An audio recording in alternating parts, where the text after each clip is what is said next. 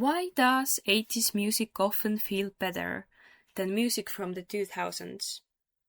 Why do so many of us reach for 80s music, even if we didn't live in the 80s? It's not just nostalgia, it's not just the sound. There's something about how that music feels.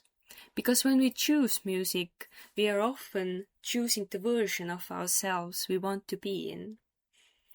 Think about the music you return to when you are trying to feel strong. And then think about the music you reach for when you are trying to feel understood.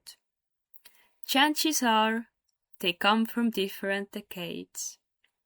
In the 1980s, heartbreak sounded like it still believed in the future.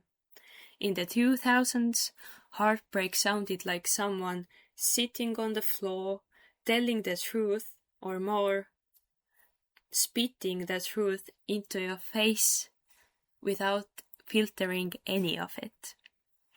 This isn't a debate about which decade was better. It's about how these two eras taught us to feel in completely different ways.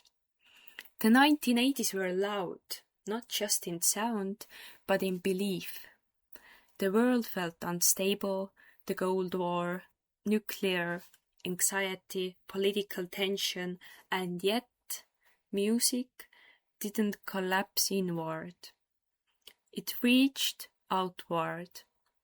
Synthesizers, drum machines, stadium-sized choruses, everything was built to feel larger than life.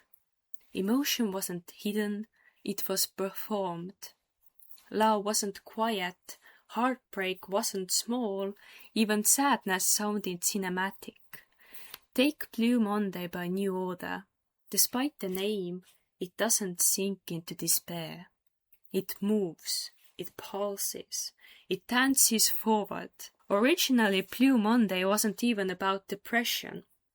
The term came from factory culture, the feeling of returning to work after Sunday, a feeling we have all felt in our lives in some point, when joy had to be packed away because it's a work day again.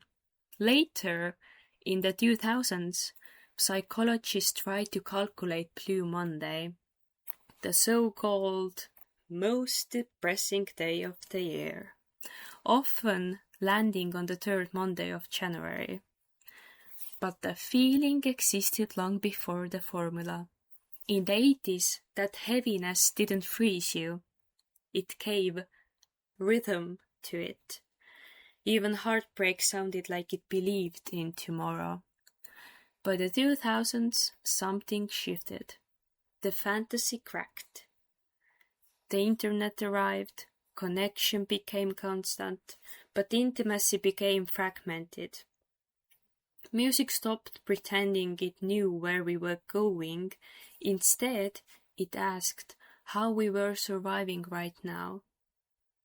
It became more about your own individuality, about being there, sitting in your emotions with yourself, headphones on. Lyrics became literal, confessional, uncomfortable. Pain wasn't dressed up, it was named. Can't Take You Out of My Head by Kylie Minogue. On the surface, it's hypnotic and minimal, but emotionally, it's obsession. Repetition, thoughts looping with no resolution.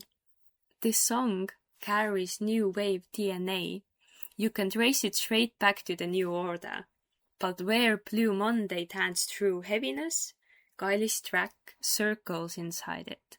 Same fixation, different emotional posture. The 2000s didn't promise escape. They offered recognition. They offered recognition that life is messy, but it's real. So here's the contrast. The 1980s gave us collective feeling, emotions big enough to share in a crowd. The 2000s gave us individual truth, emotions we learned to carry alone.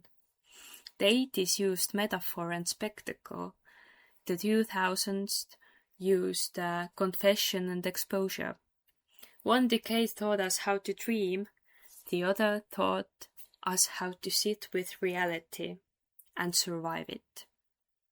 And maybe that's why we still return to both. We reach for the 80s when we want confidence, energy, possibility. We reach for the 2000s when we want honesty, validation, depth, and move forward. Today's music often tries to blend them, big sound with vulnerable truth. Because we need both. Maybe we don't miss the decades themselves. Maybe we miss the versions of ourselves they allow us to be.